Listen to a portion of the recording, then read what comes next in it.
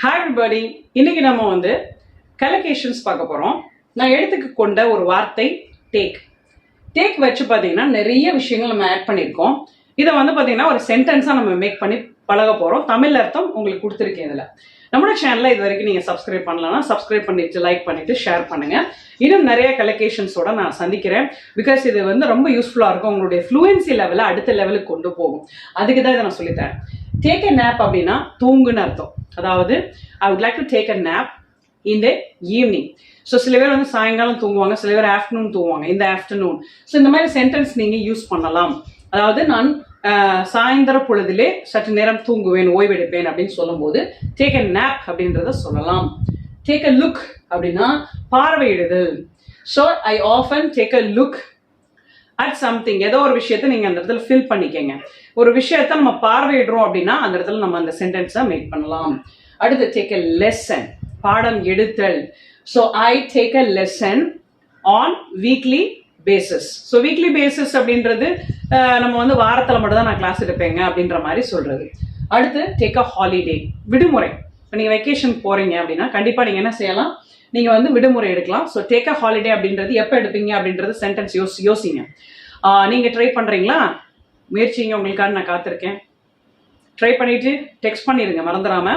நான் சொல்கிறேன், I take a holiday only during summer season. Summer சீசனில் மட்டும்தான் நான் வெக்கேஷன் என்னது ஹாலிடே எடுப்பேன். நான் எடுப்பேன் அப்படின்னா நான் ஹாலிடேயில் வெளியே போவேன், வெக்கேஷனுக்கு போவேன் அப்படின்னு சொல்கிறது. ஸோ அந்த இடத்துல நீங்கள் யூஸ் பண்ணிக்கலாம். அடுத்தது டேக் அ டெசிஷன், தீர்மானம் எடுப்பது.